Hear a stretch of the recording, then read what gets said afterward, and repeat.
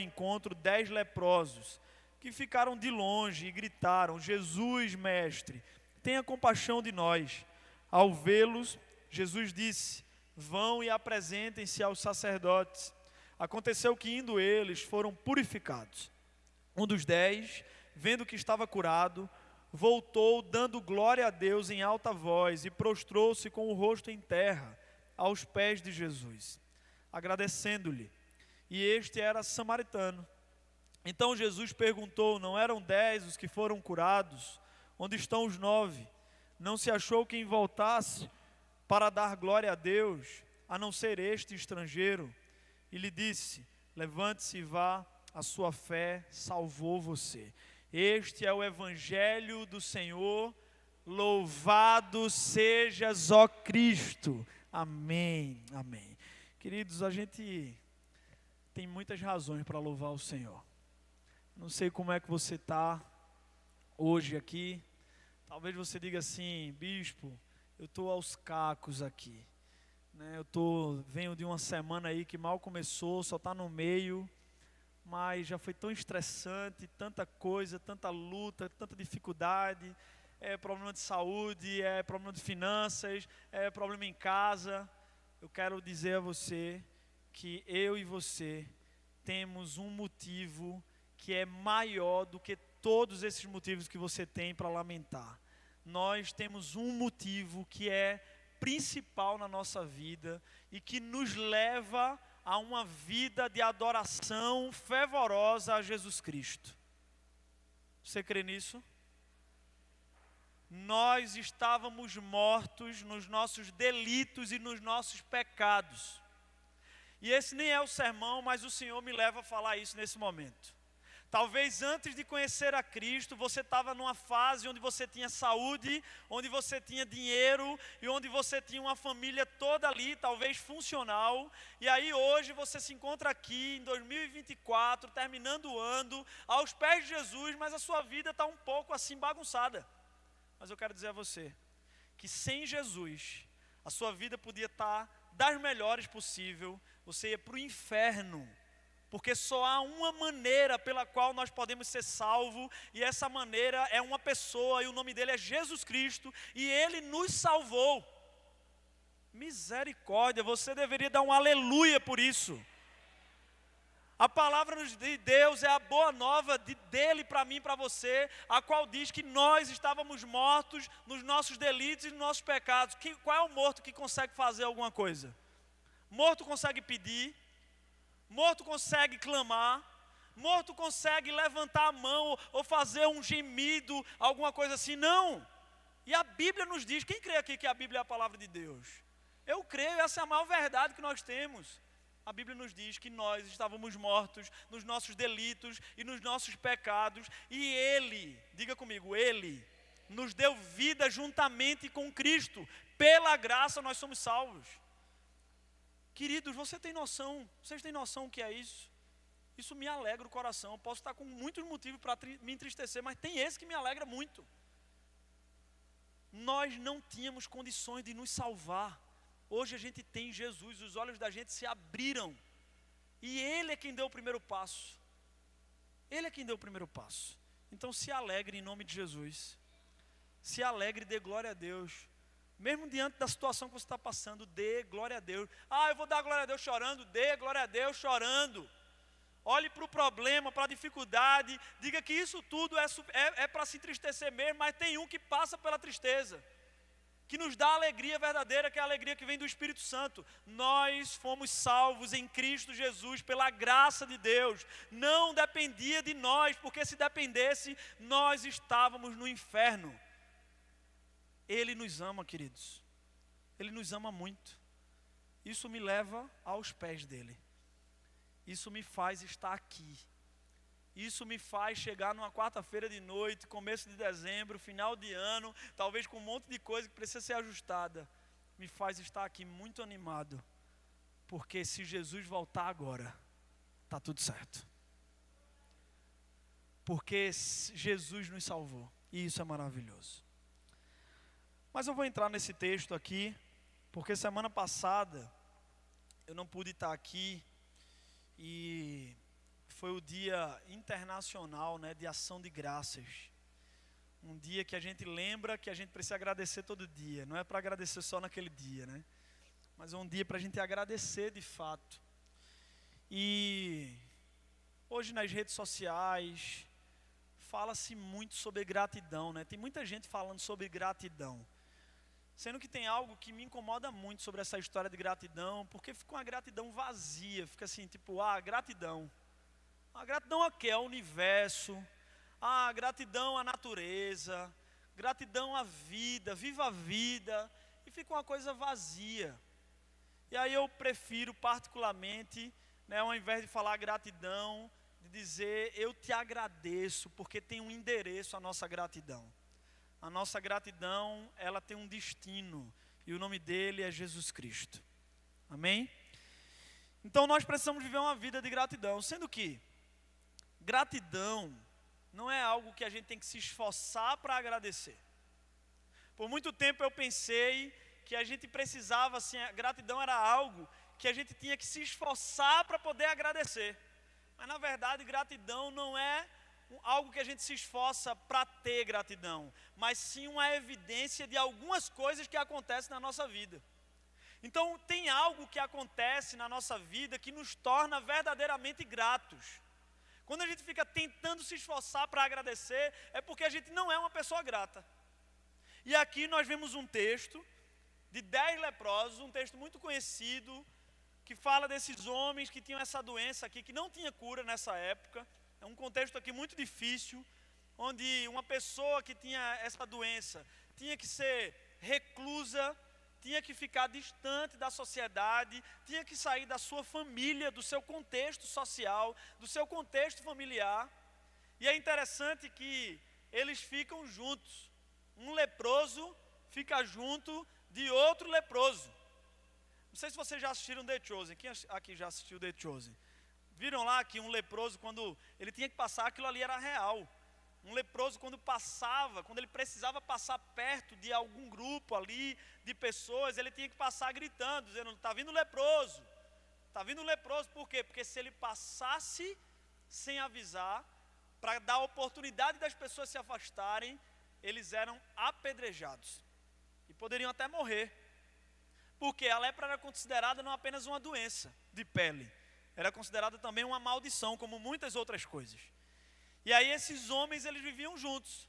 E eu acho isso assim muito intrigante, né? E faz sentido de alguma maneira também, né? Que um leproso, ele sempre está perto de outro leproso e ele gosta de viver com outro leproso. Porque uma pessoa ferida, ela não procura pessoas curadas para conviver. Ela procura pessoas feridas para ficar ali compartilhando das suas feridas, e um lambendo as feridas da outra. Você já parou para pensar que pessoas complicadas atraem pessoas complicadas? Já parou para pensar nisso?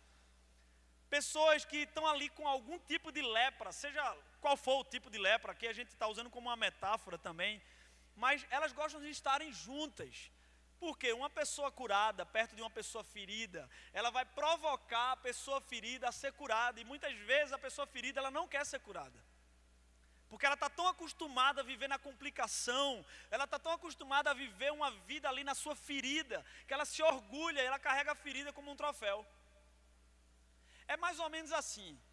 Tem um grupo de pessoas que está trabalhando lá numa empresa, que todo mundo faz tudo errado.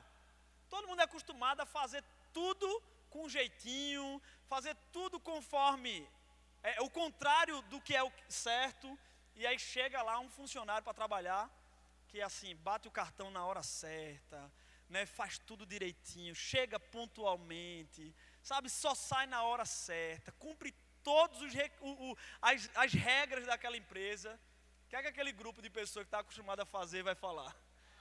Né, chegou, vamos matar esse cara aqui, esse cara está chegando para denunciar a gente, esse cara está nos incomodando. Por quê? Porque a gente está acostumado a fazer o errado. Porque pessoas leprosas, elas adoram viver juntas às pessoas leprosas. Amém? Estão entendendo isso aí? Bem, eles viviam juntos. Ficavam ali, juntos, um leproso ali compartilhando da lepra, e até porque ninguém ia ficar mais leproso, ninguém passava mais lepra um para o outro, já estava todo mundo ferido ali. Mas eles, um determinado tempo, eles veem que Jesus ia passando. E quando Jesus passa ali, o normal era eles gritarem, né? Aqui tem leproso, se afasta, Jesus. Mas eles têm um mínimo de fé ali para começar a gritar por Jesus. Eles começam a gritar por misericórdia, por compaixão, por um milagre. Certamente ouviram falar de Jesus, certamente eles tiveram fé o suficiente ali para chamar Jesus, mesmo correndo o risco de Jesus pegar uma pedra e apedrejar. Mas se tem algo, presta bem atenção nisso, que a gente não tem que estar medo. Se você está em Cristo, você não tem que ter medo de se contaminar com quem não está em Cristo. Não é, como diz nosso bispo Dom Fred, não é a impureza do impuro que vai contaminar aquele que foi purificado por Cristo, mas sim a pureza de Cristo em nós é capaz de purificar aquele que está impuro. Então quem está em Cristo não tem que ter medo de alguém que de repente está endemoniado, de repente de alguém que é complicado, de repente de alguém que está ferido. Não, essas pessoas é que a gente tem que chegar perto mesmo para ser a pureza de Deus, a cura de Deus na vida dessas pessoas. É por isso que Jesus, diferente daquela população ali, daquele povo judeu, ele não correu do leproso. Ele não se afastou, ele não teve medo. E ele chega perto, ele atende aquele clamor. E quando ele atende aquele clamor, ele chega perto, Jesus pergunta o que eles querem, eles estão pedindo ali para serem curados, e Jesus dá uma ordem a eles. Jesus diz assim: vão mostrar-se ao sacerdote. Porque como era considerado uma maldição e não apenas uma doença, só o sacerdote em ofício ali poderia olhar o corpo da pessoa e testificar se aquela pessoa estava de fato curada, purificada da lepra. E aí aquela pessoa era restituída ao convívio social, familiar. Mas aí, eles tinham que ter fé demais para poder obedecer a Jesus, porque Jesus não disse a eles assim: sejam curados e depois vão se mostrar. Não, Jesus deu uma ordem a eles: vão mostrar-se ao sacerdote. E no caminho, eles são purificados. O assunto nem é esse também, mas isso é muito interessante, que no caminho da obediência, a cura vem. Amém? No caminho da obediência, tem libertação para a gente. No caminho da obediência, Deus faz coisas nas nossas vidas quando a gente está com foco na obediência. Quando a gente está preocupado ali em obedecer, o Senhor vai trabalhando nas nossas vidas. Então não é no nosso tempo, não é de acordo com a nossa vontade, não é do jeito que a gente quer. A gente precisa chegar perto de Deus com um coração ensinável e humilde para dizer assim: Senhor, o que é que o Senhor quer fazer? E aí Deus vai dizer: faça isso, e a gente vai fazer. E aí secundariamente vai vir o que Deus quiser para mim e para a sua vida. A gente precisa crer nisso. E o texto fala que eles estavam lá no caminho, obedecendo, e eles foram purificados. Consigo imaginar essa cena, um olhando para o outro, dizendo assim: olha teu braço, como é que está aqui? Olha, e que é isso no teu rosto? Está ficando bom aqui o negócio. E um olhando para o outro, e aí certamente cada um teve vontade ali de voltar para alguma coisa que não fazia muito tempo. A Bíblia não conta, não dá para saber se os outros 9 voltaram, foram lá no sacerdote, não dá para saber o que é que de fato aconteceu, porque não conta. Mas de repente um foi para a sua casa, né? Alguém disse assim: olha, primeiro eu vou lá na minha casa, estou com saudade da minha família. Talvez o outro disse assim: rapaz, faz tempo que eu não vou lá na minha empresa, no meu negócio, vou lá ver como é que está. Mas teve um que ele resolveu voltar para agradecer. Teve um que mostrou, que evidenciou que a gratidão estava fluindo do seu interior, mas não como esforço dele, mas como a consequência daquilo que tinha acontecido na vida daquele homem.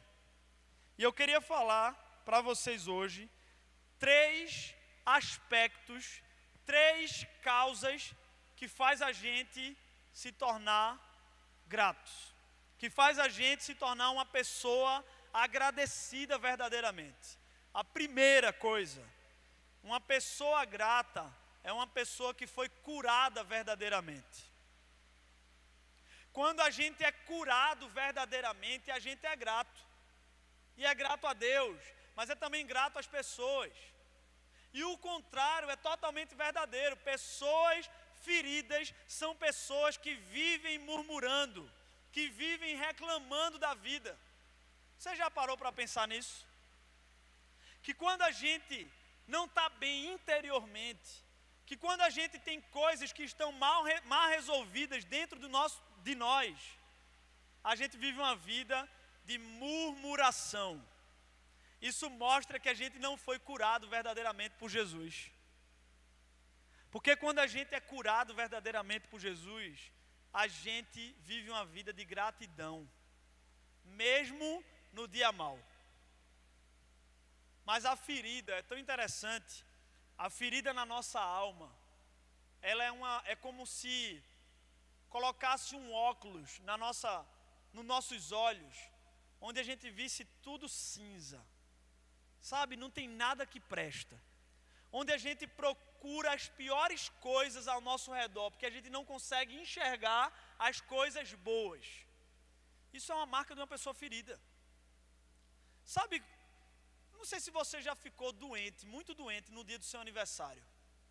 Sabe quando você está ali no dia do seu aniversário, num dia de muita alegria, num dia de muita festa, onde você acorda, era para acordar feliz, mas você está muito doente. E aí chega para você, de repente, com um bolo, chega para você com um presente, com parabéns.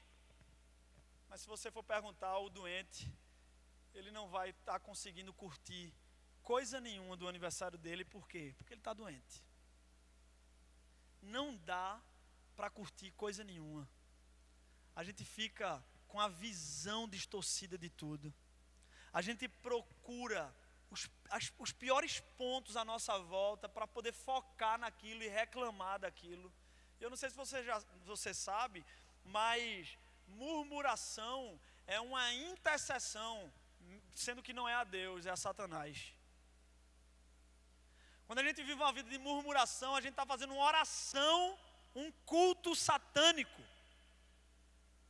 Porque é contrário ao que Cristo opera em nós.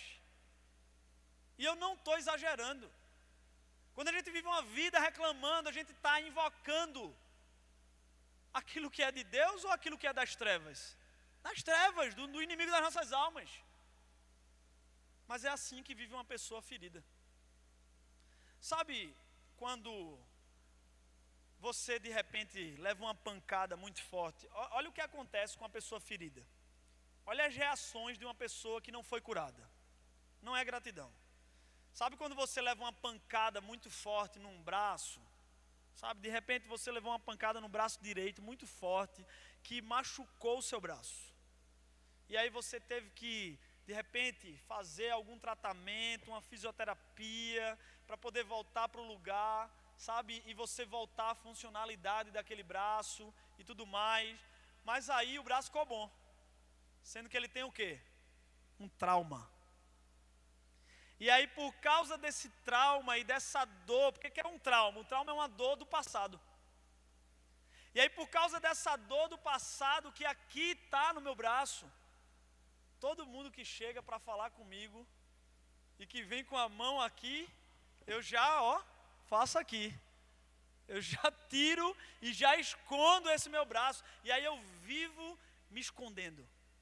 Sabe, eu vivo me esquivando, eu vivo me tirando dessa situação o tempo todo. Isso pode ser aplicado em qualquer área da nossa vida. Porque é uma pessoa ferida, uma pessoa com traumas, que vive a partir dos traumas.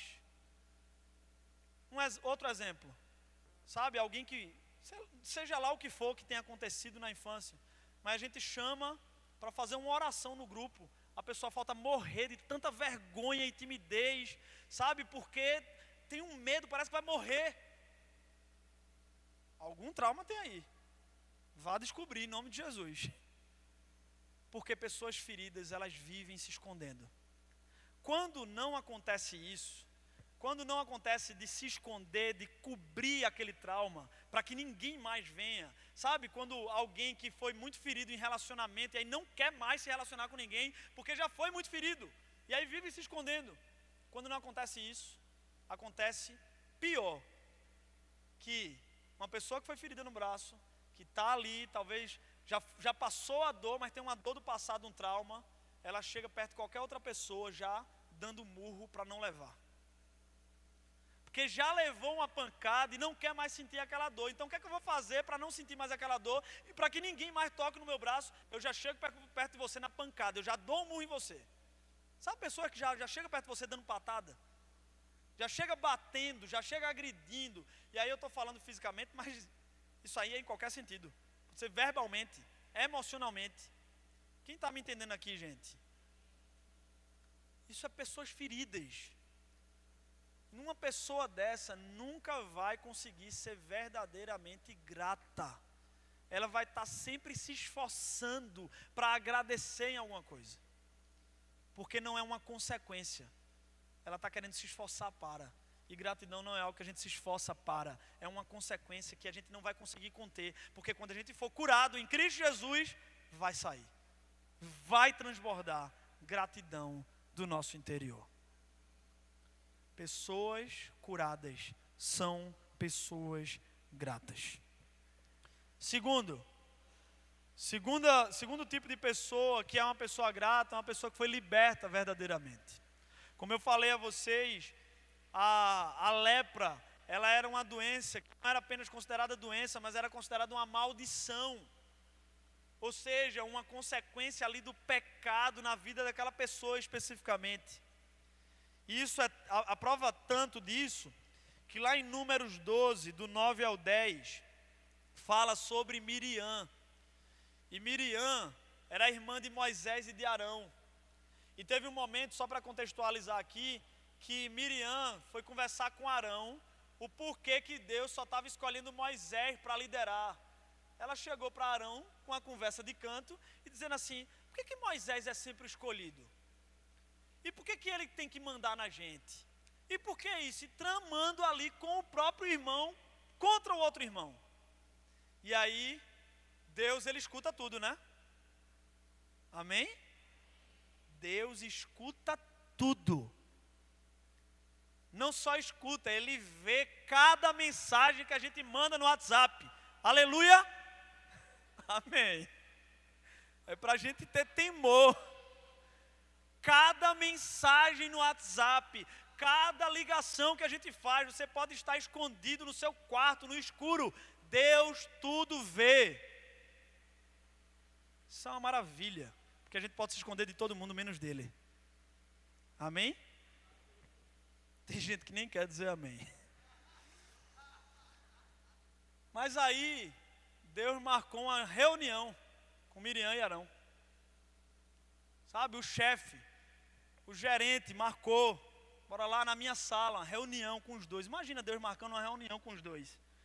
E a Bíblia fala o seguinte: e a ira do Senhor se acendeu contra eles, e ele se retirou. Quando a nuvem se afastou de sobre a tenda, eis que Miriam estava leprosa, branca como a neve. Arão olhou para Miriam, e eis que ela estava coberta de lepra. Ou seja, era uma maldição. Era uma maldição. E aí a gente pode levar para tudo na nossa vida. Porque talvez você está leproso espiritualmente, por causa do estilo de vida que você tem levado.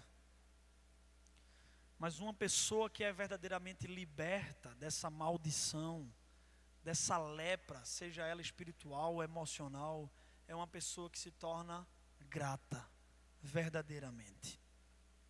É alguém que não consegue conter, porque imagina só, você viver uma vida leprosa, é você viver uma vida insensível àquilo que Deus está fazendo ao nosso redor.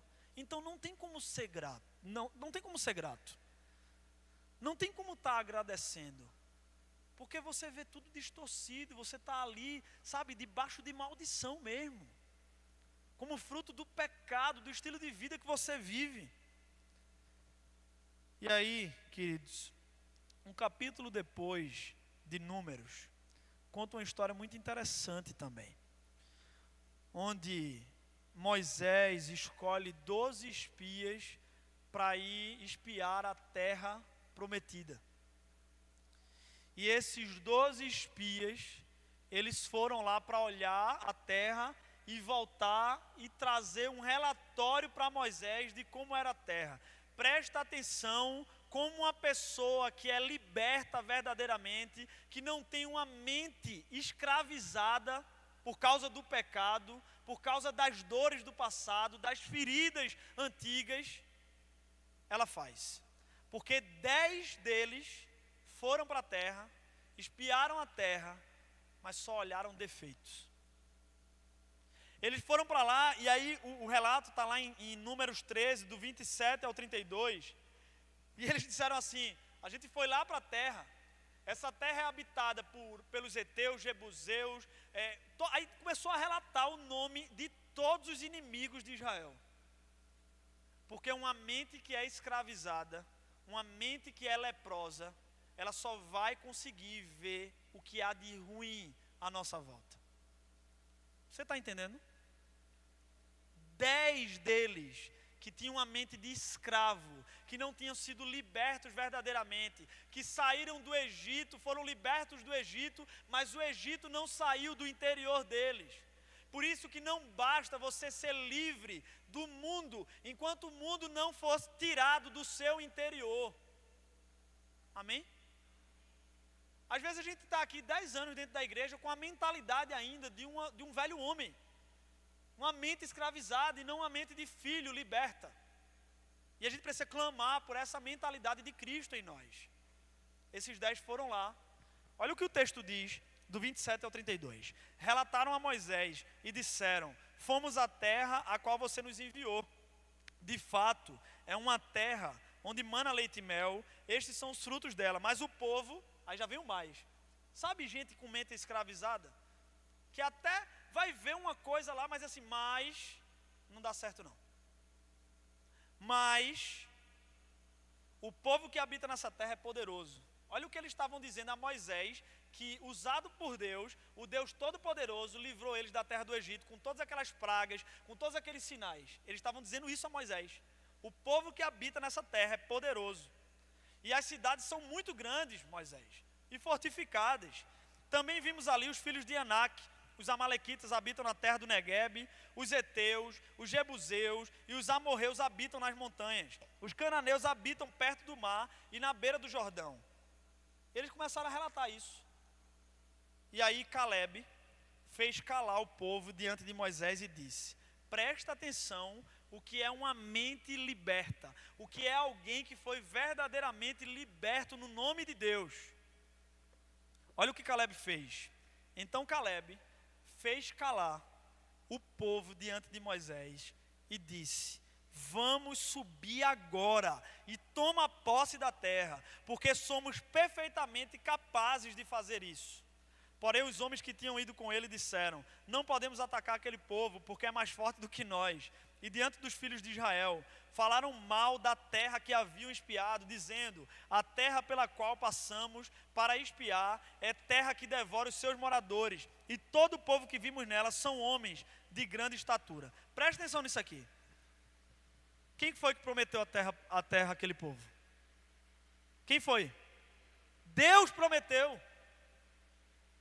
Foi Deus quem prometeu, e esse povo, esses homens tiveram coragem de falar mal da terra que Deus tinha prometido.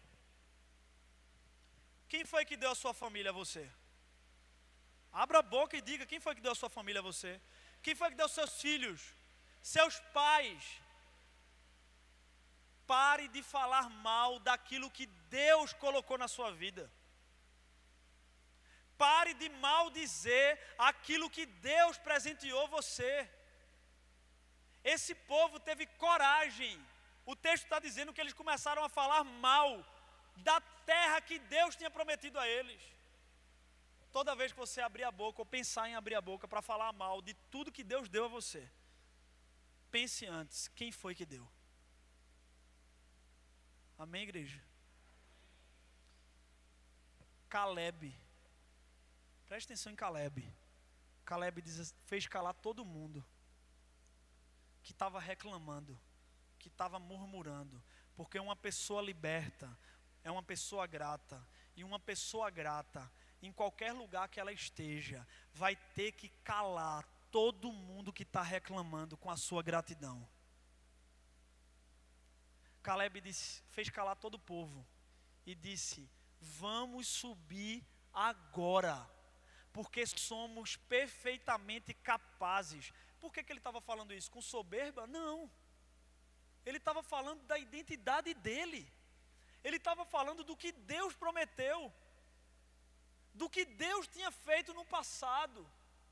A gente tem uma capacidade absurda e estranha de projetar, de não conseguir projetar o que Deus fez no passado e esquecer, e de achar que tudo que está à nossa frente vai ser impossível e que Deus não tem capacidade de resolver. Está faltando fé na gente, está faltando espírito de ousadia, não de ser um super crente, não de dizer que vai vencer na força do braço, mas de uma identidade bem resolvida em Cristo Jesus, de saber que o principal problema que nós tínhamos era o nosso pecado e Ele resolveu na cruz. Amém, teve um amém pelo menos. Queridos, a gente precisa ter mais fé. E sabe qual é a maneira da gente ser cheio de fé? Através da palavra de Deus. A fé vem pelo ouvir, o ouvir a palavra de Deus. Eu já tenho batido nisso aqui faz muito tempo e eu vou continuar falando sobre isso. Somos a pior geração de cristãos em relação ao estudo da palavra de Deus. A gente está esperando a semana toda o pastor fazer um sermão que tem que ser bem feito, bem elaborado, com tema, objetivo, 3 pontos, conclusão, ilustração, porque a gente não lê Bíblia, e por não ler a palavra de Deus, a gente fica dependendo que alguém venha aqui e fale para a gente a palavra de Deus, e isso está errado. A gente não sabe orar mais, porque a gente não está lendo a palavra de Deus, e não lendo a palavra de Deus, a gente vai orar orações ambiciosas, que só tem a ver com a gente, e vai viver o que Tiago diz lá na epístola dele: vocês oram e vocês não recebem, porque vocês não pedem com os desejos de Deus, vocês pedem com desejos egoístas, que tem a ver com a vida de vocês só. E aí, como não orar orações ambiciosas? Como não orar de maneira errada? Como não viver de maneira errada? É sendo instruído dia após dia pela santa palavra de Deus. E nem adianta, hoje em dia, não adianta dizer que não tem tempo de ler a palavra, porque você tem um celular que tem consumido o seu tempo, e você não adianta dizer que só usa ele a trabalho. Então trabalhe um pouco menos e dê mais do seu tempo a Deus. É preciso. É questão de urgência, a igreja precisa se voltar para a palavra, porque se voltando para a palavra vai se voltar para a oração, porque se voltando para a oração vai viver de uma maneira diferente o que é ser igreja de verdade. A meta que você precisa colocar para 2025, que tem que começar agora, é que você aumente, em nome de Jesus, a sua vida de oração, e a sua vida de leitura bíblica, e a sua vida de jejum. Pelo menos essas 3 disciplinas espirituais. Para a gente começar a mudar as outras coisas, tem que mudar primeiro o básico. E nem era também esse assunto, mas o Senhor está me levando também a falar isso, porque isso tem me incomodado profundamente. A superficialidade da igreja em relação ao estudo da palavra de Deus. A gente está terceirizando o estudo da palavra de Deus. A gente precisa voltar para isso, em nome de Jesus. Isso é poderoso. Isso é poderoso. A gente está vivendo uma vida de fracasso espiritual, porque a igreja tem se afastado do estudo, da devoção, da vida de intimidade com Jesus. E na vida de muita gente, devocional se resume a ver um post no Instagram com um versículo bíblico e ponto. Esse homem aqui tinha uma identidade firmada. E por isso que ele era grato. E ele avançava. Amém, igreja? Por último, uma pessoa grata só pode ser grata se ela for adoradora. Esse homem voltou. E não apenas voltou, ele se ajoelhou, ele se jogou aos pés de Jesus. Adorando a Ele, porque a adoração, a palavra adoração, tanto no Antigo Testamento, como no Novo Testamento, tanto no hebraico como no grego, que é proskúnio e shaká, ela tem a mesma ideia, se prostrar. Se prostrar. Esse homem se prostrou e adorou. Isso também tem me levado muito a refletir, e por isso que eu tenho sido intencional, tanto na hora da pregação, e também incentivar no momento de louvor e de adoração ao Senhor Jesus, que a gente precisa ser mais fervoroso. Nós não somos pentecostais, mas nós somos carismáticos.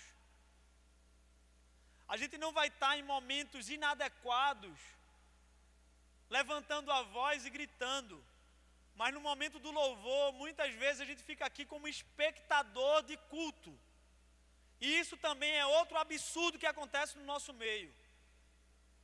Ao ponto de você vir para cá e o ministro de louvor precisar dizer a você: abra sua boca e louve ao Senhor. Isso é um absurdo.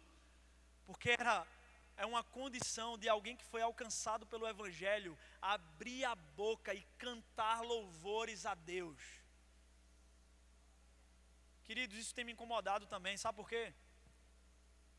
Porque às vezes a gente diz assim: mas Deus conhece meu coração. É justamente porque Ele conhece seu coração que Ele está vendo que você não é fascinado e apaixonado por Ele.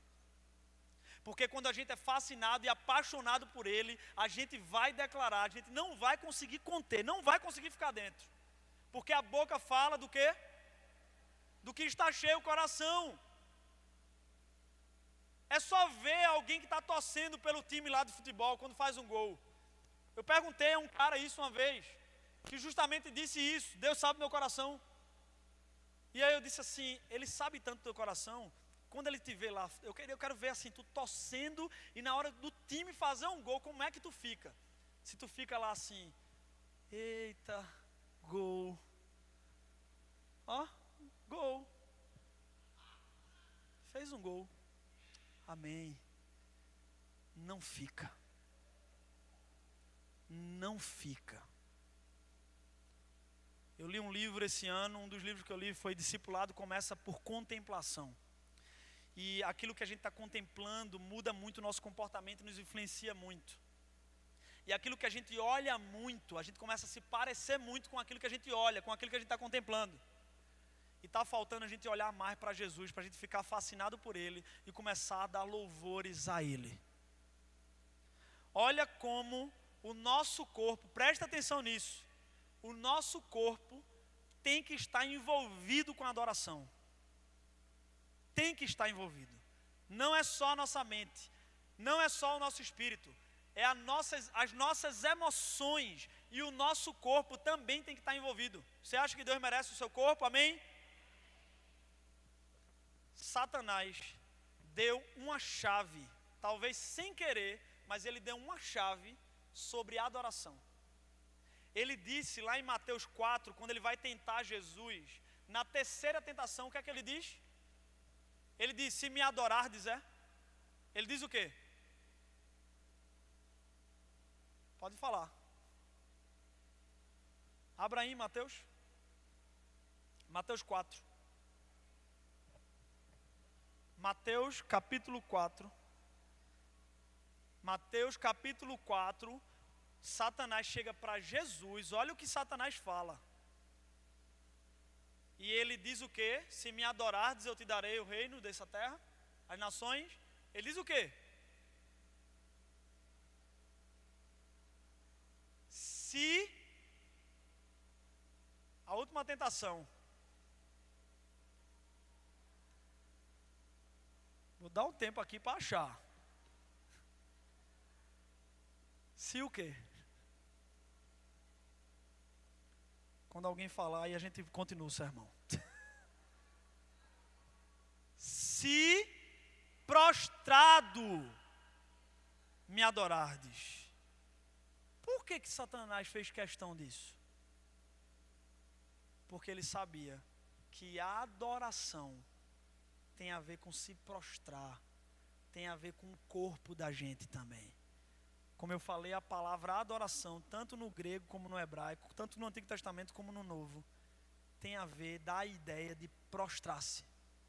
Quando a Bíblia fala lá em Apocalipse, capítulo 7, eu não lembro agora o versículo, depois vocês procuram, lê Apocalipse todo para descobrir. Diz que na sala de adoração, os 24 anciãos e os seres viventes estão adorando a Deus como? Prostrado. Eu quero desafiar você a mudar a sua atitude e a sua postura no culto de adoração ao Senhor. A você não esperar um ministro de louvor ter que ficar fazendo apelo. Veja que absurdo. Parece que Jesus é um mendigo espiritual. Ele está precisando, ele não precisa da gente. O que está faltando então é o quê? Revelação. O que está faltando é: Senhor, abre os meus olhos para que eu te veja. E vendo a ti, eu não vou conseguir ficar parado. Eu vou te adorar em espírito e em verdade, com a minha mente, com o meu interior, com a minha boca, com o meu espírito, com a minha alma, com tudo que eu sou e com tudo que eu tenho. E aí a frase eu tenho que adorar não vai fazer mais sentido, porque não é ter que adorar, é eu vou adorar, porque eu não tenho como não adorar. Uma pessoa grata é uma pessoa curada, liberta, e uma pessoa que é adoradora.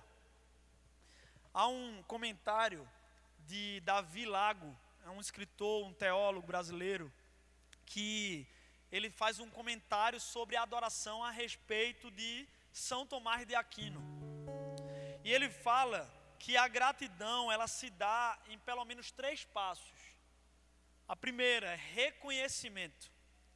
E aí ele faz até um paralelo bem interessante, porque ele diz assim: é preciso reconhecer.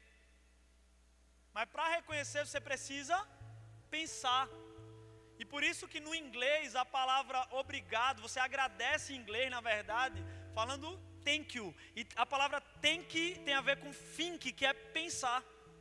Vem da mesma raiz. Mas ele diz que não é só reconhecer, não é só pensar, é também sentir no coração. A gente sente que a gente foi ali agraciado, e por isso que a gente agradece. E aí ele dá o exemplo que no espanhol agradecer é gracias, porque é uma graça que a gente recebe, e a gente sente no coração que Deus nos atingiu. Mas ele fala também que não é só reconhecimento, sentir no coração, mas é também se conectar à pessoa que a gente é grato. E aí ele usa que, ele fala que no português, a palavra é o quê? Para agradecer. Obrigado. Porque eu fico tão conectado àquela pessoa que me fez um bem, que eu me sinto agora obrigado, amarrado àquela pessoa. Eu não tenho como não agradecer. Queridos, como então ser essa pessoa grata?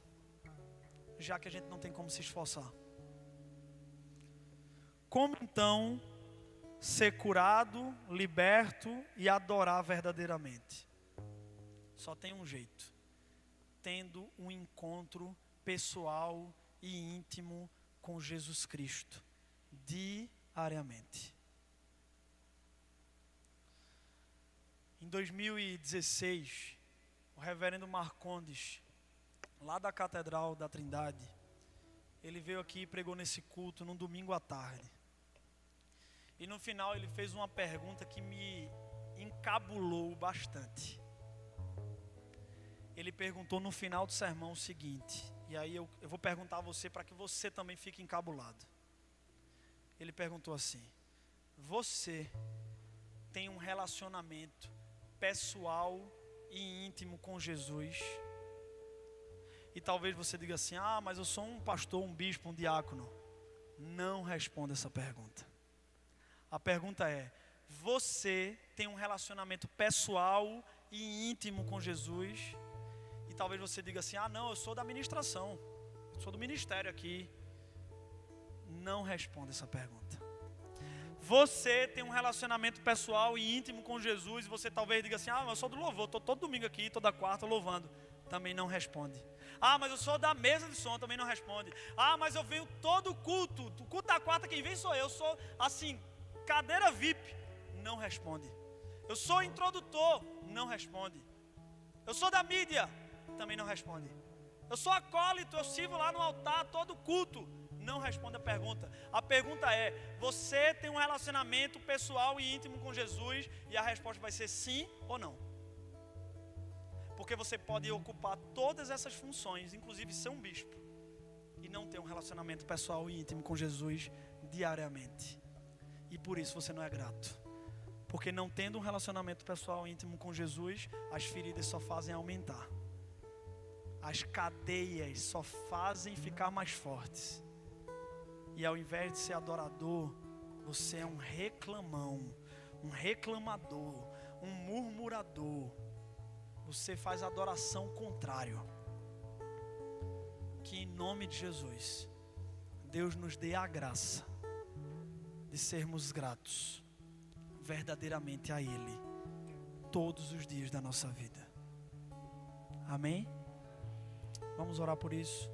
Fecha teus olhos. Pai, em nome de Jesus, tudo que nós precisamos, Senhor, é do Senhor mesmo. A nossa maior ambição, o nosso maior desejo é o Senhor mesmo. Não tem nada que o Senhor possa fazer nas nossas vidas que seja maior do que a Tua presença em nós. Não tem nenhuma bênção, Senhor, que seja suficiente para preencher a nossa vida. Nós queremos ser pessoas gratas, mas para isso acontecer, nós precisamos da graça de vivermos diariamente um relacionamento pessoal e íntimo com o Senhor. Tu és, Senhor, o nosso motivo, Tu és a nossa razão, Tu és o nosso destino, a nossa direção. Tu és, Senhor, a largada, a corrida, a chegada, o pódio, o prêmio. Tu és tudo para nós, Jesus. E tudo que nós queremos e precisamos é do Senhor. E as demais coisas vão ser acrescentadas. E mesmo se não forem acrescentadas,